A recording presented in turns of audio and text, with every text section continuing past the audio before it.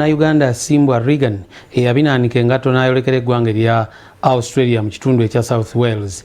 Enakyangirayo ebikonde ebya light heavy naye agamba nti okuyita kwe ku ttaka erya Canaan Land ku House of Prayer Ministries International n'abaako byetwalira bimukoledde kinene nnyo naddala okwekwata Katonda ku nsonga ezikwatagana n'ebyo ebyokumukkiriza ate n'okukola emirimu gye nga girimu Katonda. Mu mwaka gwa 2018 mu mpaka za Commonwealth Games zali mu ggwanga lya Australia, Uganda yasindika abeebikonde 5 nga ku bano 2 basigalayo.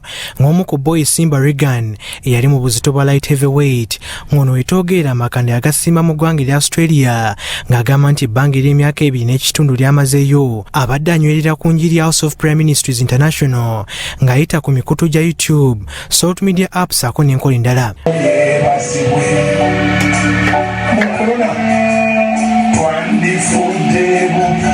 Mu kusaba kwa Independence Night, Simbwa teyakutumiddwa mwana nga yakwetayemu butereevu ng'asinziira mu kibuga kya South Wales eky'eggwanga lya Australia. Tuli ku Independence Night ekiro ky'olwaleero, tuli mu kusinza, tuli mu kugulumiza Katonda era yiyo nze ndi mu kugiwatchinga live on my laptop.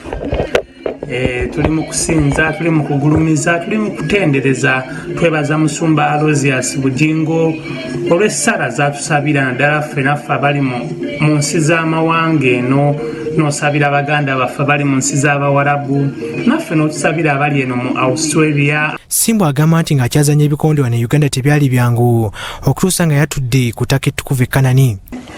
Mu mwaka 2018 Mukama si we yampeera omukisa, twali ku Canaan Land Vision Night eggalawo omwaka 2017 nga tuyingira 2018. Nali emyaka egisinga ngiyingirira mu biduula nkuuka, naye omwaka ogwo Mukama yampa okwolesebwa n'aŋŋamba omwaka guno guyingirire ng'oli ku ttaka ettukuvu.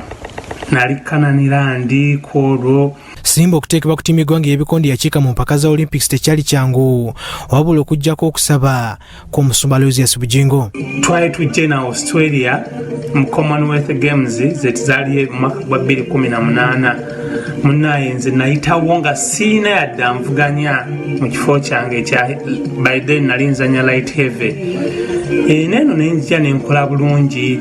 Mu ggwanga lya Australia, Simbwa ebikonde teyabireka mabega nga yakabeera n'enona 13 nga zino zonna tebamukubangamu ng'atubulidde bwe bitambula. Simbwa awunzise yeebaza Salt Media olw'emirimu y'omwoyo gye bafunako nga bayita ku Salt FM sako ne Salt TV ng'agamba nti ebifaananyi sako ne radio babifuna tewali kyekwata. Eno gyankumidde ku mawanga ewatali maama ewatali taata n'agabirira n'atukuuma pasita essala zaatuweereza.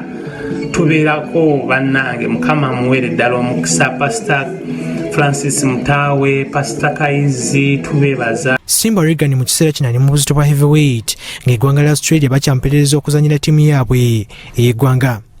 Kabenga Yusuf, Salt TV, Omunyo.